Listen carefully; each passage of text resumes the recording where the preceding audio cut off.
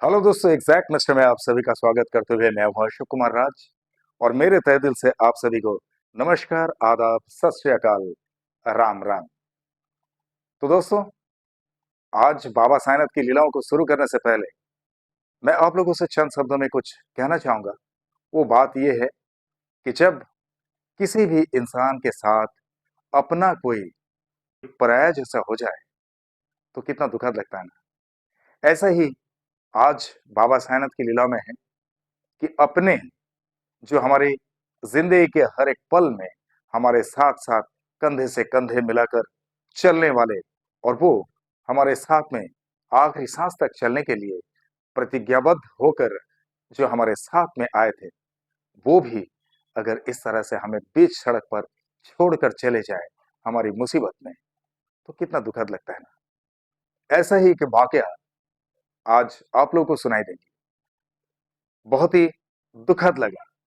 लेकिन बाबा साईंनाथ इस तरह से अपने भक्तों का साथ देते हैं, ये तो कई सारे वीडियोस में मैं आप लोगों से कहते आ रहा हूं।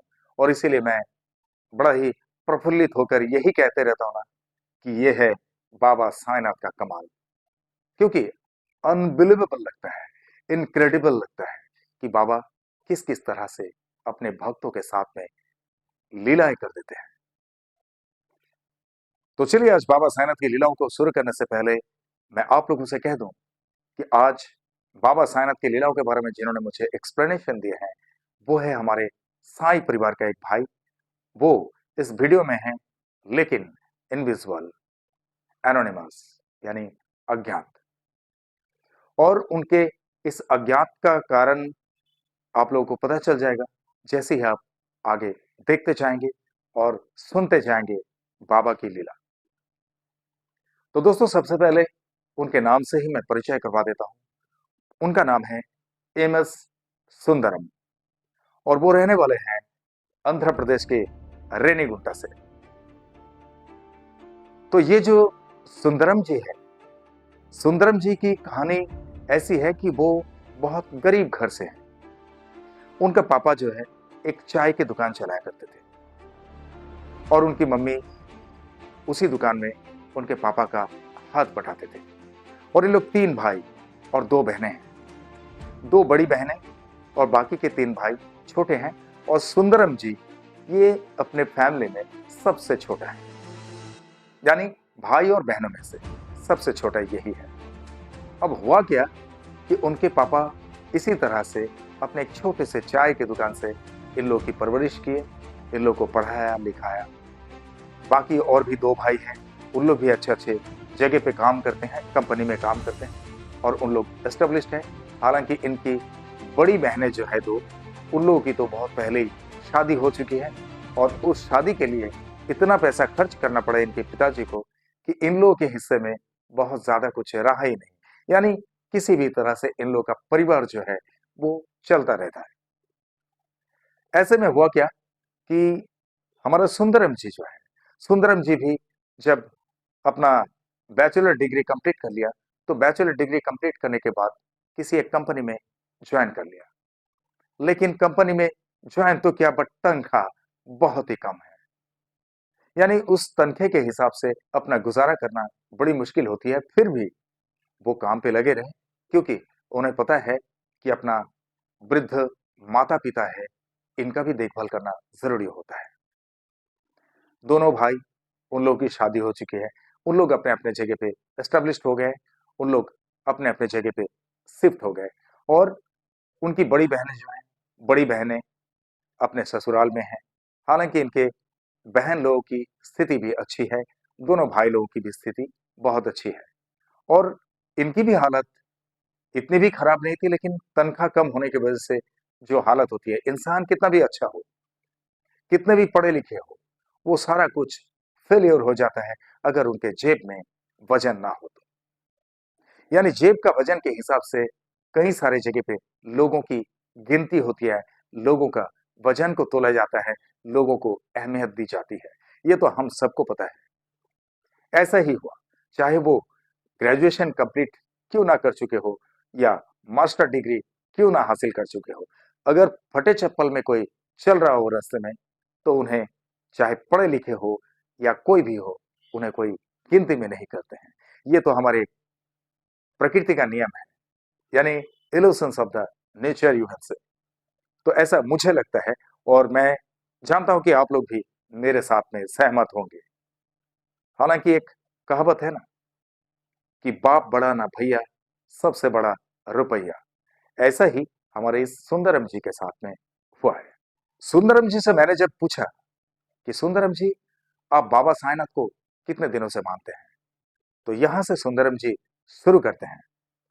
सुंदरम जी ने कहा कि ये 1995 की बात है। 1995 में वो अपने पापा के दुकान में गए थे किसी काम से, और वहां पे मम्मी पापा से बात करते हुए वो कुछ भी वहां पे काम काज कर रहे थे, जैसे फ्री टाइम में वो पापा के साथ में कुछ हाथ बटाते थे। अचानक से एक वहां पे कोई संत प्रकृति का इंसान, यानी संत तो है नहीं, उन्होंने कहा कि एक बुजुर्ग इंसान, बहुत ही बुजुर्ग इंसान, वो वहां पर खड़े थे। और उस वक्त जो है वहां पर और कोई उन लोग का कस्टमर्स दुकान में नहीं थे, और वो दोपहर का टाइम था। तो दोपहर के टाइम में जो है भीड़ कम होने की वजह से वहां पे एक भी इंसान नहीं दिखाई दिया, सिर्फ और सिर्फ वो बुजुर्ग। अब वो बुजुर्ग ऐसा लगा हमारे सुंदरम जी को, तो सुंदरम जी ने अपने पिता से कहा कि पापा, अ, ये जो इंसान खड़े हैं उनको बैठने के लिए बोले। बोला ठीक है, बिठाओ बिठाओ। तो उनके पिताजी ने उन्हें परमिट किया। उन्होंने कहा कि अंकल, आप बैठिए ना। तो फिर उनकी स्थिति को देख के सुंदरम जी को दिल में ऐसा लगा कि थोड़ा चाय के लिए भी पूछ लूं। जब इतना स्वागत से उनको बिठाया, तो उन्होंने कहा कि मैं चाय दूं। तब ये वृद्धा ने कहा कि बेटा, मेरे पास चाय के लिए पैसा नहीं है, वरना मैं चाय पी लिया होता। मैं तो यूं ही खड़ा था कि कोई अगर यहाँ पे आ जाए तो उनसे मैं कहूंगा कि मुझे एक चाय पिला दो, इसीलिए मैं खड़ा था। लेकिन आप तो इतने अच्छे निकल गए हो, इतना अच्छा दिलेर हो आप, कि मुझे बहुत अच्छा लगा, आपने मुझे स्वागत करके यहाँ जो बैठने के लिए बोले। तो वो बैठ गए। बैठने के बाद सुंदरम जी उनसे चाय पूछने के बाद इतनी सारी बातें जब उनसे सुने, तो सुंदरम जी उन्हें कहा कि कोई दिक्कत नहीं, पैसा देने की भी आपको कोई जरूरत नहीं, मैं आपको चाय पिलाता हूँ, बढ़िया सा चाय पिलाता हूँ। तब वो जाके उनके पापा से कहा कि पापा, ऐसा ऐसा है, इनके पास तो पैसा नहीं है। वो किसी के इंतजार में थे कि ग्राहक आएंगे तो किसी से कहेंगे कि मुझे एक चाय पिला दो।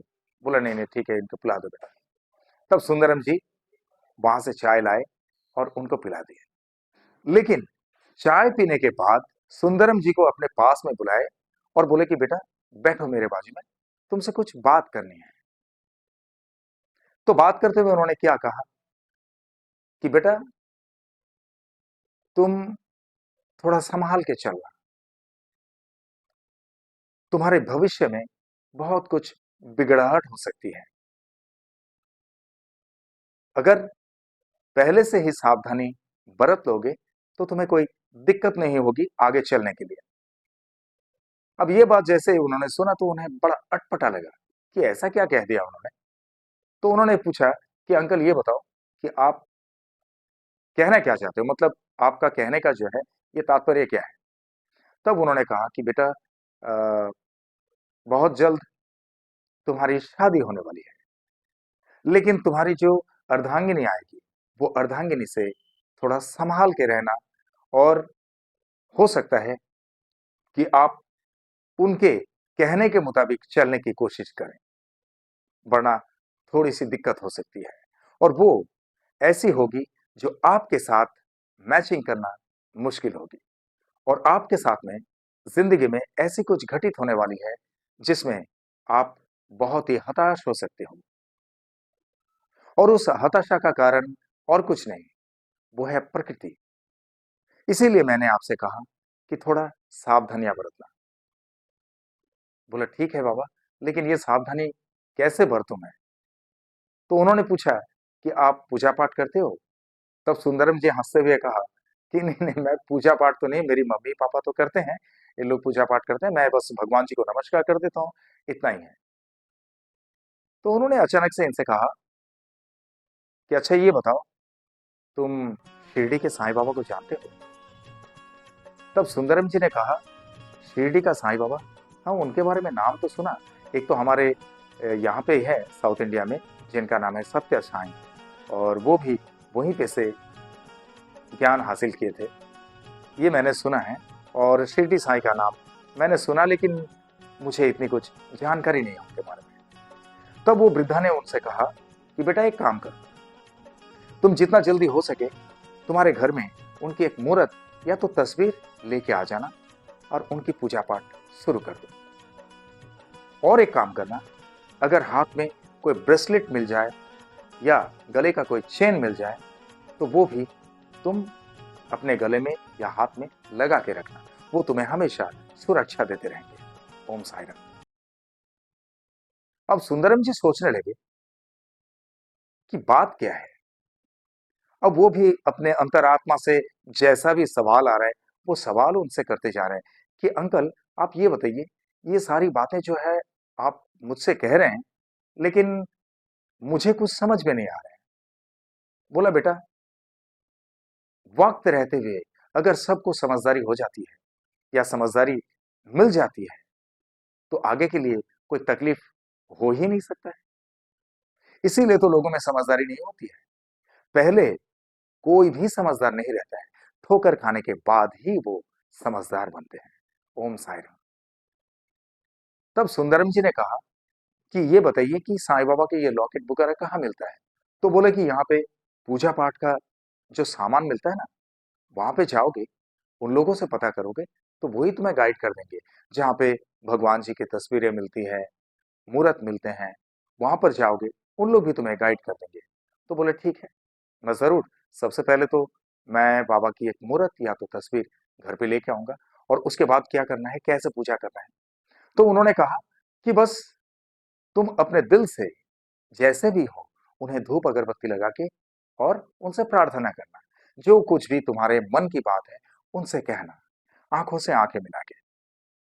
वो सब बात सुनते हैं, और उन्हें कुछ चीजों की जरूरत नहीं है, ना धन की जरूरत है, ना दौलत की जरूरत है। उन्हें किसी चीज से कोई लोभ नहीं है, मोह नहीं है। बस वो सिर्फ भक्ति देखते हैं, और वो अपने भक्तों से सिर्फ भक्ति भाव ही चाहते हैं। इसीलिए तो शिरडी साईं को सारे लोग त्रिलोकनाथ कहते हैं, ब्रह्मांड नायक कहते हैं, त्रिकालदर्शी कहते हैं, सच्चिदानंद कहते हैं, अंतर्यामी कहते हैं। वो सब चीजें पहले से ही समझ जाते हैं, जो भक्त कह नहीं पाते हैं वो भी समझ जाते हैं, और वही हमेशा तुम्हारी रक्षा करेंगे।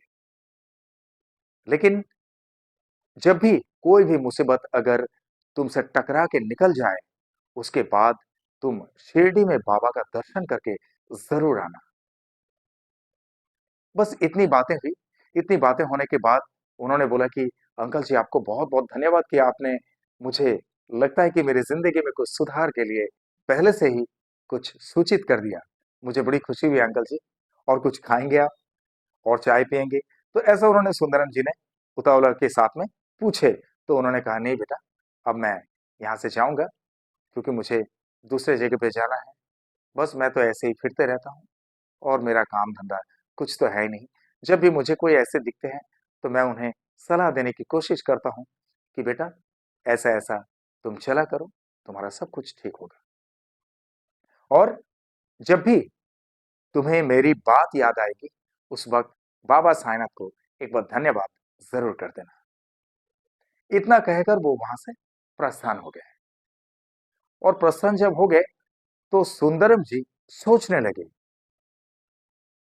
कि ये घटना कैसी घट गई मेरे साथ, और वो कुछ कह नहीं पा रहे थे। लेकिन बाद में वो अपने मम्मी पापा के साथ में ये सारी बातें बताए कि पापा, तुम्हें पता है कि वहां पे दुकान के सामने बैठ के मुझे बहुत सारी कुछ चीजें उन्होंने बताएं, उन्होंने समझाए कि तुम्हें कुछ तकलीफ आने वाली है, तुम्हारी जो अर्धांगिनी होने वाली है वो तुम्हारे मन मुताबिक नहीं होने वाली है, उनके साथ में तुम्हें तालमेल मिलाकर चलना है। वो जैसे बोलेंगे उसी हिसाब से तुम्हें उसके साथ चलना है। अगर तुम चल सकते हो तो सही है, वरना दिक्कतों का सामना करना पड़ सकता है। ये सारी बातें जरा ध्यान में रखना। और उन्होंने कहा कि शिरडी साईं की तुम पूजा पाठ करो, शिरडी साईं से प्रार्थना करो। तब उनके मम्मी पापा ने ये कहा कि अरे तो तुम उस वक्त हम लोगों से कहा नहीं कुछ, वो हमें तो ऐसा लगता नहीं है कि कोई साधारण इंसान थे होंगे, बट तुम्हें कहना चाहिए था बेटा, हमें तो कुछ पता नहीं। अब मम्मी पापा दुकान के अंदर है और वो बाहर की तरफ है जहां बैठने की जगह होती है, जहां ग्राहक लोग आकर बैठते हैं, चाय पीते हैं, कॉफी पीते हैं, चले जाते हैं। और इससे पहले के कई सारे वीडियोस में भी आप लोगों से कहा ना मैंने कि जब बाबा खुद इस तरह से किसी भेष में आते हैं, अपने भक्तों को दर्शन देते हैं, तो सबसे पहले अपने भक्त के दिमाग को वो डाइवर्ट कर देते हैं, भ्रमित कर देते हैं कि वो उन्हें पहचान ना पाए। हालांकि ये बाद में तो सब कुछ उन्हें पता चल ही गया, लेकिन आप लोग भी कमेंट बॉक्स में ये जरूर लिखना कि वो वृद्ध व्यक्ति कौन थे। ओम साई राम। अभी आगे की घटना शुरू होती है। 95 में इस तरह की घटना उनके साथ सडनली घटी थी, उनके पापा के चाय की दुकान में, यानी सुंदरम जी के पापा के चाय की दुकान में।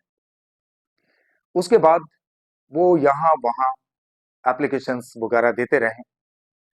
उन्हें एक कंपनी में नौकरी मिली जहां पे तनख्वाह थोड़ा कम था, लेकिन नौकरी में लग गए। और नौकरी में लगने के बाद मम्मी पापा दोनों बूढ़े हो चुके हैं, उम्र हो चुकी है। तो मम्मी पापा ने सलाह किया कि बेटा जब काम पे लग गया तो अब इनकी शादी करवा देते हैं। अब शादी तय करते हुए कम से कम 2 साल बीत चुका है। 97 में 1997 यानी 1997 में इनकी शादी तय हो गई, और वो भी बहुत दूर के किसी रिश्ते में उनके मम्मी पापा ने तय किया ये रिश्ता, और उनसे शादी का डेट तारीख तय होके फिर 1997 में उनकी शादी आके हो गई। शुरुआत जो है वो बहुत अच्छा खासा था, सब कुछ ठीक चल रहा था। चलते चलते अचानक से वो जहां पे काम करते थे वहां से वो जब घर पे लौट रहे थे, घर पे लौटते वक्त एक बार ऐसा हुआ उनके साथ में कि कहीं पर उनके पैर से किसी एक पत्थर का टकराव, यानी ठोकर लग गई, और ठोकर लगने की वजह से वो वहां पे गिर गए थे। और वो ऐसे गिरे कि उसी वक्त के लिए उन्हें कुछ पता नहीं चला, लेकिन जब वो गिरकर उठे तो उन्हें हल्का सा दर्द अपने बाएं तरफ के घुटने में महसूस हुआ। और वही जो दर्द इतना भयंकर रूप लेगा वो उन्हें पता नहीं था, क्योंकि वो कहते हैं कि गिरा था, वो बहुत तेजी से गिरा था क्योंकि पथरीला था वो जगह, और उसी के ऊपर पथरीला चट्टान के ऊपर वो गिरे थे। तो बड़े भयंकर तरीके से वो घुटने में चोट लगी, और वो चोट तुरंत उनको उसी वक्त समझ में नहीं आया। तो घर पे चले गए, और घर पे जाने के बाद अपने मम्मी पापा से कहा कि मम्मी ऐसे ऐसे है कि मैं आज गिर गया था, और गिरने की वजह से मेरे बाएं तरफ के घुटने में जो है बहुत चोट लगी है, वो हल्का हल्का दर्द सा हो रहा है। तो उनकी मम्मी ने कहा कि ठीक है बेटा, इसमें गर्म पट्टी वगैरह कर देते हैं, कोई दिक्कत नहीं, सुबह तक ठीक हो जाएगा। लेकिन सुबह होते होते उनके लेफ्ट पैर के घुटने के पास देखे कि बहुत स्वेलिंग हो गया, और ये देख के उनकी मिसेज भी परेशान, और उनकी मम्मी भी परेशान, उनके पापा भी परेशान कि बेटा ये तो चोट कोई साधारण नहीं लग रहा है। और उस वक्त जो है उनका दर्द भी इतना शुरू हो गया कि वो कतराने लगे। तब उन्हें लेकर हॉस्पिटल ले जाया गया, और हॉस्पिटल में ले जाने के बाद डॉक्टर ने कहा कि यहाँ पे फ्रैक्चर हो चुका है। और ये फ्रैक्चर सुनते ही सुंदरम जी का दिमाग घूम गया। फिर डॉक्टर ने कहा कि इन्हें हॉस्पिटलाइज करना पड़ेगा इमीडिएटली, और उन्हें हॉस्पिटलाइज किए भी थे। हॉस्पिटल में कम से कम 4-5 दिन तक उनके घुटने का इलाज चलता रहा, उनके घुटने का ऑपरेशन करना पड़ा। यानी एक छोटी सी चूक या छोटी सी ठोकर उन्हें कितनी तकलीफ में डाल दिया। और उसके बाद डॉक्टरों ने उन्हें स्ट्रिक्टली इंस्ट्रक्शन दिए कि आपको कम से कम 5 to 6 मंथ्स बेड रेस्ट करना है, यानी किसी तरह का कोई काम नहीं, कुछ नहीं, नो ऑफिस, नथिंग एल्स। अब ऐसे में उनकी मिसेस जो है, उनकी मिसेस को ये लगा अरे ये तो बिल्कुल निकम्मा हो चुके हैं। इससे और कोई काम धंधा तो होने वाला है नहीं, क्योंकि चलना फिरना सब कुछ इनका बंद हो गया है। हालांकि 2-3 महीना बीतने के बाद उनकी मिसेस ने इस तरह से कुछ सोचे होंगे, जो सुंदरम जी ने मुझे एक्सप्लेनेशन दिए हैं। और सुंदरम जी ने आखिर में मुझसे ये कहा कि उनकी जो मिसेस है, उनके लाइफ में एक पहले कोई आया हुआ था, जो उनका बॉयफ्रेंड कहलाया जाता था। और वो बॉयफ्रेंड जो है, इनसे प्रॉमिस किए थे कि जब भी मुझे एक अच्छा खासा कुछ जॉब वगैरह मिल जाएगा या मैं कोई बिजनेस सेटअप कर लूं, तो तभी मैं तुमसे शादी कर लूंगा। और ये बात इनकी मिसेस ने अपने घर वालों से कभी कह नहीं पाए। हालांकि इनके घर वाले जब इनके लिए रिश्ता तय भी किए, तब भी वो इस बात को जाहिर नहीं कर पाए किसी के पास। क्यों? क्योंकि इस तरह से अगर कुछ बातें जाहिर कर दे, तो घर वाले परेशान हो जाएंगे और घर वाले जो है इनके ऊपर कुछ रिएक्ट कर सकते हैं। इस सब बातों से वो किसी से कुछ कहा नहीं, लेकिन कमिटमेंट उनके साथ में उनके जो बॉयफ्रेंड का पहले से था, वो कमिटमेंट कमिटमेंट नहीं था। और शादी के बाद भी उन लोग एक दूसरे के संपर्क में रहते थे। कैसे? जब भी इन्हें मायका जाना होता, तो मायके में जाने के बाद पल दो पल के लिए उस बंदे से उनकी मुलाकात जरूर होती थी। और ये एक खास मौका उन्हें मिला कि जैसे मौके पे वो उस बंदे के साथ हाथ थाम सके। और ऐसा ही हुआ। 3 महीना, 3.5 महीना बीत गया। उसके बाद अचानक से सुंदरम जी की मिसेस ने कहा कि मुझे मायके जाना है। अब सुंदरम जी की मम्मी ने यह कहा कि बेटी, हम लोग तो दुकान में बिजी रहते हैं, हम दोनों हस्बैंड वाइफ बिजी रहते हैं, आप अकेले घर पे रहते हो। अब आप भी अगर ससुराल छोड़कर मायके जाओगे, तो हमारे बच्चे का देखभाल कौन करेगा बेटी? आप ऐसे वक्त में मत जाओ ना, पहले उनको स्वस्थ होने दो, पहले वो तरोताजा हो जाए, उसके बाद तुम चले जाना मायके, घूम के आना, चाहे 1 महीना 2 महीना लगे, ताकि हमारा बेटा तो सही हो जाए। तो उन्होंने कहा नहीं, मुझे जाना है, मुझे बहुत याद आ रही है मेरी मम्मी पापा की। तो ऐसे वो जिद पकड़ लिए, और जिद पकड़ने की वजह से वो वहां से निकल गए। और निकलने के बाद उनके घर वालों ने उनसे ये भी सवाल किए थे कि तुम अचानक से कैसे आ गए। तो उन्होंने उनसे भी यही कहा कि मम्मी पापा आप लोगों की बहुत याद आ रही थी, तो इसीलिए मैं यहाँ पे आ गई। हालांकि उन्होंने ये बात जरा सा भी नहीं कहा कि सुंदरम की तकलीफ क्या है। और उन लोगों ने जब ये पूछा कि तुम अकेले कैसे आ गए, सुंदरम तुम्हें लेकर क्यों नहीं आए, तो उन्होंने कहा कि सुंदरम बहुत बिजी चल रहे हैं, और इसी वजह से वो बोले कि तुम अकेले ही जाओ, बाद में मैं जाकर तुम्हें लेके आऊंगा। तो इस तरह से उनके घर वालों को उन्होंने समझा दिया अपने मायके में। उन लोग भी समझ गए। पर उनका जो बॉयफ्रेंड था, वो बॉयफ्रेंड को कोई अच्छा खासा जॉब मिल गया। और वो जॉब मिलने के वजह से इन लोगों को मुलाकात करके ये मालूम पड़ा कि वो जॉब में लग गया। और जॉब में लग गया, ये सुनने के बाद ये बड़ी प्रफुल्लित हो गए। और प्रफुल्लित होने के बाद उन्होंने अपने बॉयफ्रेंड से ऐसा ही कहा कि मुझे मेरे इस हस्बैंड के साथ में बिल्कुल रहना नहीं है, क्योंकि जबरदस्ती मेरे घर की तरफ से शादी करवा दी गई है, लेकिन मेरा दिल तो हमेशा आपके पास ही पड़ा रहता है। अब बताइए आप, मैं क्या करूं? मुझे आपके सिवा जीना नहीं है, आपके सिवा मैं जी नहीं सकती हूँ। और आपने कमिटमेंट भी किए थे कि जब मेरा अच्छा खासा कोई जॉब लग जाएगा, तब मैं तुमसे शादी कर लूंगा। लेकिन मुझे माफ करना कि मैंने आपको छोड़कर जाने की कभी सोची नहीं थी। पर मेरे घर वालों के कहने से या घर वालों की बातों से मुझे ये शादी करनी पड़ी। आप प्लीज यकीन कीजिए, मैं आज भी आपसे उतनी ही प्यार करती हूँ जितना कि पहले। ऐसा सुंदरम जी ने मुझे बयान दिए कि इसी तरह से उन लोगों की कुछ बातचीत हुई होगी, बिकॉज कमिटमेंट उन लोगों का पहले से ही था। और ये बात उन्हें पता चला किसी और के जरिए, जो उनके ससुराल में ही, क्योंकि है तो इनके दूर के रिश्ते में, तो ये जाहिर सी बात है कि उन्हें मालूम पड़ेगा ही। हालांकि इन्हें ये पूछा गया था कि तुम्हें पता है कि इसके पहले एक बॉयफ्रेंड था, उस बॉयफ्रेंड के साथ इसका बहुत घुलना मिला था। तो सुंदरम जी ने उनसे कहा कि नहीं, मुझे तो इसके बारे में कुछ पता नहीं था, क्योंकि मेरी मम्मी पापा ने ये रिश्ता तय किए थे, और इसी वजह से मैंने तो शादी कर लिया। मेरी मम्मी पापा ने जो तय कर दिया, उसके आगे तो मैं कुछ नहीं बोल सकता हूँ, क्योंकि हर मम्मी पापा अपने बच्चे के लिए हमेशा अच्छा ही सोचते हैं। अब हुआ यूं कि वाकई अपने मायके में 1 डेढ़ महीना या 2 महीना रहते रहते अचानक से वो वहां से मिसिंग हो जाती है। और मिसिंग ऐसे हो जाती है कि उस बंदे के साथ वो वहां पे निकल जाते हैं रहने के लिए, जहां पे वो बंदा रहता है। यानी सुंदरम जी की मिसेस का जो पहला बॉयफ्रेंड था, उनके पास वो चले गए। और उनके पास गए तो गए, लेकिन जिस दिन गए उसी दिन उनके घर वालों को उन्होंने इत्तला किया कि मुझे उनके पास और जिंदगी में जाना नहीं है।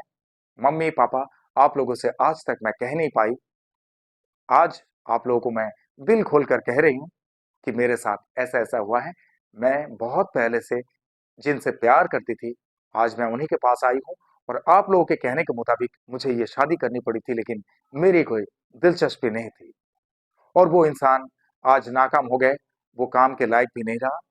उनको डॉक्टर ने 4-5 महीने के लिए बेड रेस्ट को कह दिया। और बेड रेस्ट खत्म होने के बाद भी वो सही तरीके से चल पाएगा, कुछ काम धंधा कर पाएगा, ये मुझे कॉन्फिडेंस नहीं है, मुझे यकीन नहीं है। और इसीलिए prevention is better than cure. इस हिसाब से मैंने अपनी जिंदगी को किस तरह से सुरक्षित करना है, किस तरह से अपनी जिंदगी को व्यतीत करना है, ये मैं तय कर चुकी हूँ। बस आप लोग आशीर्वाद देना। तब वो उस हस्बैंड को लेके सीधा उनके घर पे आ गए। अब उनके घर वाले उन्हें समझाने लगे कि देखो, ये तो धर्म के खिलाफ है, धर्म के रीति रिवाज में इस तरह की कोई अनुमति नहीं देते हैं, तुमने ये बहुत गलत किया, ऐसा ठीक नहीं है। तो उन्होंने काफी रिक्वेस्ट किया अपने मम्मी पापा से कि मम्मी पापा, आप मुझसे प्यार करते हो ना, मैं आप लोगों की बेटी हूं ना, मेरी खुशी में आप लोगों की खुशी है। तो अगर आप लोग को मेरी खुशी में खुशी है, तो प्लीज आप लोग खुश हो जाइए और हमें आशीर्वाद दीजिए। आगे का जो कुछ भी होगा, चाहे कुछ भी तकलीफ आए, वो मैं आप लोगों के ऊपर आने नहीं दूंगी, वो सारा कुछ मैं संभालूंगी। हालांकि कानूनन ये तो जुर्म है, पर करने वाले अगर ऐसा ही कर ले, और कोई स्त्री अपने हिसाब से अगर इस तरह से कुछ कर भी लेते हैं, तो सामने वाला परेशान हो जाता है कि वो अगर कुछ अर्जी भी लगाए कानून में जाके, कानून के दरवाजे में जाके, तो क्या अर्जी लगाएंगे, क्या कहेंगे? वो कुछ भी बोल देंगे कि उनकी शारीरिक स्थिति ठीक नहीं है, वो पुरुष करके है नहीं है, उनके पास पैसा नहीं है, वो मुझे हर बातों पे गाली देते हैं, और वो मानसिक विकलांग है, वो कब क्या कहता है कब नहीं, उन्हें खुद को पता नहीं है। वो कई चीज कई जगह पे रखता है, वो भूल जाता है और मुझ पर चिल्लाता है। इस तरह से कई सारे बहाने एक स्त्री के पास हो सकती है, और स्त्री का कहना कानून में सबसे पहले सुना जाता है। इसीलिए क्या करेंगे? अब इन लोग लाचार है, क्योंकि इन लोग के जेब में वजन ही नहीं है। और जहां जेब में वजन नहीं होता है, तो वो बहुत कुछ चीजों को अनदेखा कर देना पड़ता है, क्योंकि हम उस चीजों का सामना करने की ताकत ही नहीं रखते हैं। इसीलिए कभी कभी क्षमता रहते हुए भी पैसा नहीं है जेब में, तो चुप बैठना पड़ता है, सटिंग माउथ।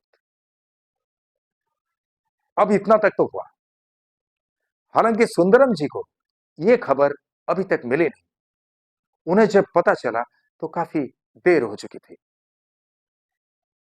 अब उनकी मम्मी जो है सुंदरम जी का सेवा करने लगे, और उनकी मम्मी भी बाबा साईनाथ से प्रार्थना करने लगे। उन्होंने जो तस्वीर लाए थे घर में, हालांकि वो जो वृद्ध इंसान, उन्होंने इनसे पहले ही कहा था कि एक लॉकेट या तो हाथ में एक ब्रेसलेट हमेशा तुम साथ में रखना। तो आज पता चल रहा है ना कि सुंदरम जी को ये जो तकलीफ है, हो सकता है कि उनके अंग पे अगर बाबा का कोई लॉकेट वो लगा लिए होते, तो शायद इस तरह का कुछ हादसा उनके साथ नहीं होता। बोले मेरे साथ ओम साई राम। तो वो वृद्ध व्यक्ति ने जिस तरह से इन्हें इंस्ट्रक्शन दिए थे, अब एक एक करके सुंदरम जी ये कहते हैं कि पता नहीं मुझे कि ये किस तरह से संभव हो सकता है। और एक इंसान की जिंदगी में भगवान जी खुद आकर किस तरह से उन्हें बचाव के लिए रास्ता बता सकते हैं। आज तो वो बहुत रोते हैं उस बात पर कि काश एक बार मुझे और वो इंसान मिल जाए, वो वृद्ध व्यक्ति मिल जाए। ओम साई राम। अब वो जो है ठीक होने को आए, 5-6 महीना बीत गया, अब ठीक होने को आए। लेकिन जिस कंपनी में वो काम करते थे, उस कंपनी में वो ठीक होने के बाद फिर से ज्वाइन किए। और ज्वाइन करते ही उन्होंने सबसे पहले ये मन में सोचा कि वो वृद्ध व्यक्ति ने उन्हें क्या क्या कहा था। अब एक्यूरेट सारा कुछ मिलते जा रहा है, और ये सारी बातें जब वो फिर से सोचना शुरू किए कि वो वृद्ध व्यक्ति ने उन्हें किस किस तरह से इंस्ट्रक्ट किए थे, तो इन बातों पे आप चलना शुरू किए। उन्होंने कहा था ना कि शिरडी में जाकर एक बार दर्शन करके आना, जब आप किसी तकलीफ से निजात पाओगे तो। और ऐसा ही हुआ। उन्होंने कंपनी में ज्वाइन करने के बाद सोचे कि बस 1-2 महीना काम करके होगा, क्योंकि अभी इतना दिन मेरा तो गैप हो गया, मेरा एब्सेंट हो गया कंपनी में। तो जैसे ही 1-2 महीना बीत जाएगा, 1-2 महीने का पैसा भी आ जाएगा हाथ में, और उसके बाद मैं शिरडी में जाकर बाबा का दर्शन करके आऊँगा। और सुंदरम जी ने ऐसा ही किया। जैसे ही 2 महीने बीत गया, 2 महीने का सैलरी वगैरह उन्हें मिल गया। उसके बाद उन्होंने सबसे पहले टिकट लिया, और टिकट लेने के बाद उस कंपनी में एक एप्लीकेशन दिया कि मुझे 10 से 12 दिन के लिए छुट्टी की ज़रूरत है, क्योंकि मैं देवस्थान जा रहा हूँ घूमने के लिए। मेरी मन्नत थी वहाँ पे, इसलिए प्लीज़ मेरी छुट्टी मंज़ूर किया जाए। और उन्हें हालाँकि वहाँ से छुट्टी दे भी दिए, क्योंकि सबको पता है कि वो फिज़िकली डिस्टर्बेंस की वजह से, यानी वो जो इंसिडेंट उनके साथ में हुआ था, इस वजह से बेड रेस्ट में थे। डॉक्टर ने उन्हें बेड रेस्ट के लिए कहा था, और अब सही हुए तो हो ही सकता है कि वो किसी देवस्थान में वो ज़रूर जाएँगे और देवता को धन्यवाद कहेंगे।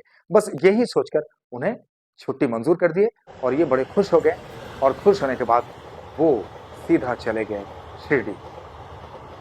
और शिरडी में जाकर वो बाबा को जैसे ही देखे, बाबा को देखकर वो रोने लगे, और इतना रोने लगे कि वो बाबा का शक्ल देख रहे हैं, और उन्हें पूरे छवि की तरह वही मोमेंट एकदम तैरने लगे, जिस वक्त उनके दुकान के सामने वो वृद्ध व्यक्ति आए थे। हालांकि उनके मम्मी पापा भी पहचानते नहीं थे शिरडी साईं को, और ये भी नहीं जानते थे, लेकिन देखे कि ये जो बैठा हुआ है, अरे यही तो वृद्ध था वहां पे।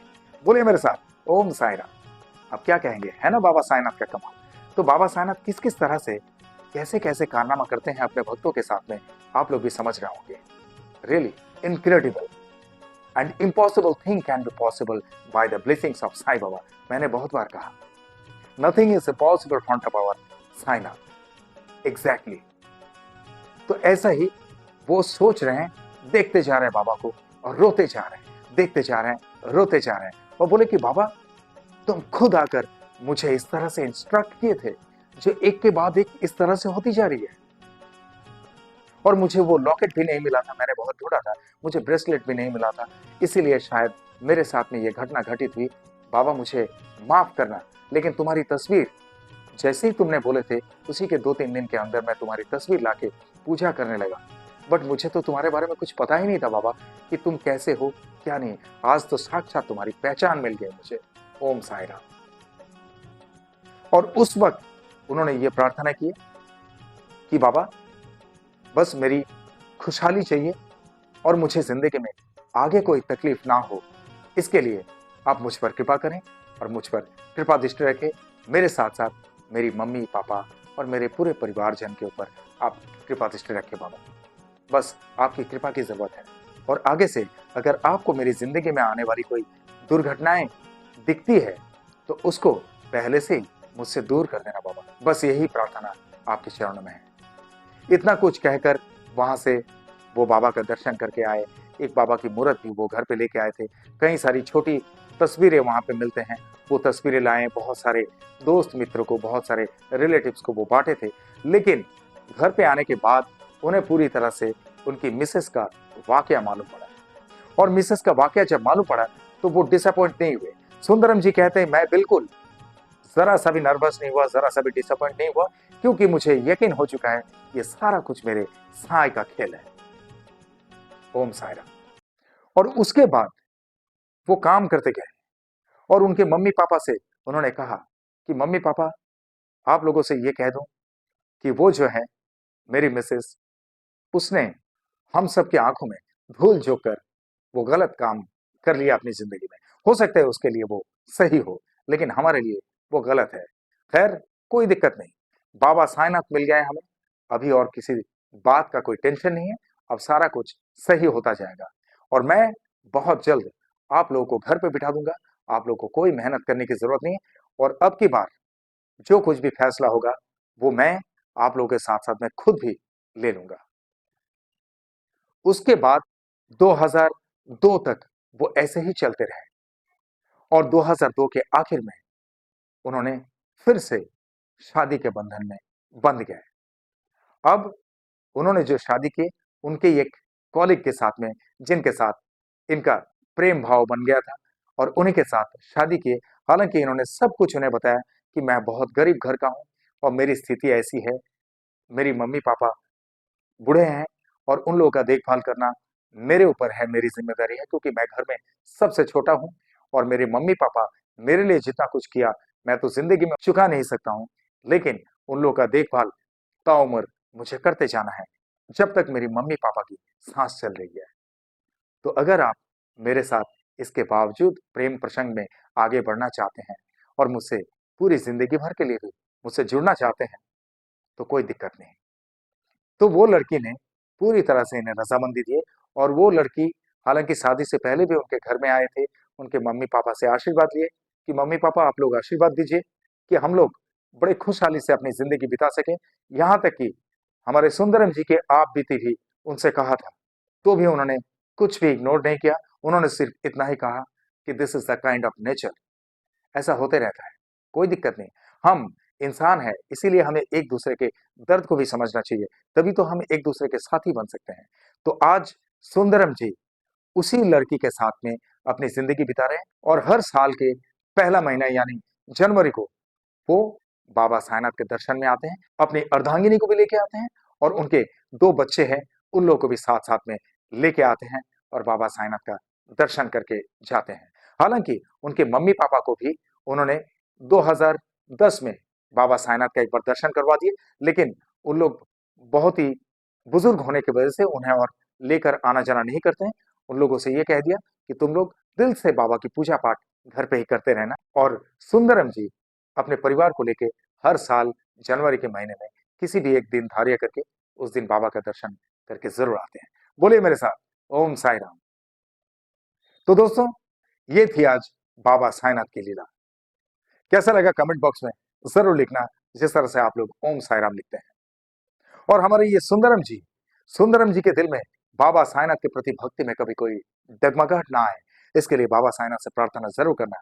और सुंदरम जी के साथ साथ इनके पूरे परिवार पर बाबा साईनाथ की कृपा इसी तरह से बनी रहे और सुंदरम जी के जीवन में आगे चल के और किसी तरह की कोई मुसीबत या दुर्घटनाएं उन्हें घेर ना सके, इसके लिए भी बाबा साईनाथ से प्रार्थना जरूर करना, क्योंकि बड़ा दुखद लगा। खैर, बाबा साईनाथ जिस तरह से उन्हें दिखाई दिए थे, जिस तरह से उन्हें उपदेश देने के लिए आए थे, ये बड़ी ही अचंभित करने वाली है। आप लोग उनके बारे में ज़रूर लिखना कि आप लोगों के हिसाब से वो वृद्ध व्यक्ति कौन थे, ठीक है? और आप लोगों के साथ में भी बाबा साईनाथ की लीला इसी तरह से कुछ घटित हुई, तो आप लोग मेरे अंडरलाइन में दिए हुए इस नंबर पे सीधा मुझसे संपर्क कर सकते हैं, या तो मेरे व्हाट्सएप में मुझे टेक्स्ट भी कर सकते हैं। मैं अपने फ्री टाइम में आपसे संपर्क कर लूँगा और आपके साथ घटित हुई बाबा साईनाथ की लीलाओं का वीडियो बनाकर इसी तरह से मेरे एग्जैक्ट मिस्ट्री चैनल पर लेके आऊँगा, आई प्रॉमिस इट। लेकिन विदाउट एनी सफिशिएंट कॉजेस अपना नाम, वो फ़ोटो शेयर करने में बिल्कुल पीछे मत हटना, otherwise I will have to think about it, okay? और जिस तरह से आप लोगों ने मुझे प्यार देते आए हैं, जिस तरह से आप लोग मुझे प्यार करते आए हैं, इस तरह से हमेशा आप लोगों के प्यार की ज़रूरत है। आप लोग का प्यार हमेशा मेरे सराखों पे है। आप लोग का प्यार और मेरे साईं की कृपा अगर मेरे साथ में हो, तो I can do a lot of things. इसलिए आप लोगों के दिल में एक छोटी-सी जगह ज़रूर रखना, जहाँ पर अशोक कुमार राज, वो एग्ज़ैक्ट मिस्ट्री हमेशा के लिए रह सके। करेक्ट? और दोस्तों, आप लोग जो भी मुझसे बहुत प्रभावित हैं, जिन लोगों ने भी मेरे चैनल को सब्सक्राइब किए हैं, आप लोगों से मेरी गुज़ारिश है कि अगर मेरे चैनल का जॉइन बटन नहीं दबाएँ, तो जॉइन बटन को दबा देना। और जॉइन बटन दबाने में क्राइटेरिया में अगर कुछ प्रॉब्लम होता है, तो थैंक्स बटन को ज़रूर दबा देना, जिससे मुझे थोड़ी-सी सहूलियत मिल जाएगी और आगे के लिए काम करने में मुझे बड़ी आसानी हो जाएगी। ओके? और आप लोग जो भी मेरे इस चैनल में नए हैं, आप लोग मेरे इस चैनल को लाइक करें, शेयर करें, सब्सक्राइब करें एंड बेल आइकन को जरूर दबा दें, ताकि मेरे एग्जैक्ट मिस्ट्री चैनल का हर एक वीडियो का नोटिफिकेशन आप लोगों तक सबसे पहले पहुंचे। और चलते चलते मैं इतना ही कहूंगा दोस्तों, बहुत ख्याल रखिए अपना। जिस तरह से आप लोग बाबा साईनाथ को भक्ति रखते हैं, इसी तरह से बाबा साईनाथ हमेशा आप सब पर अपनी कृपा दृष्टि रखे, हमेशा आप सब पर अपनी कृपा बरसाते रहे। ये मेरे तहे दिल से आप सबके लिए शुभकामनाएं। और जिस तरह से इत्मीनान से आप लोगों ने ये वीडियो देखे हैं, जिस तरह से अपना कीमती वक्त देकर ये वीडियो देखे हैं, इसके लिए आप सभी को मेरे तहे दिल से बहुत बहुत धन्यवाद के साथ में ओम साई राम।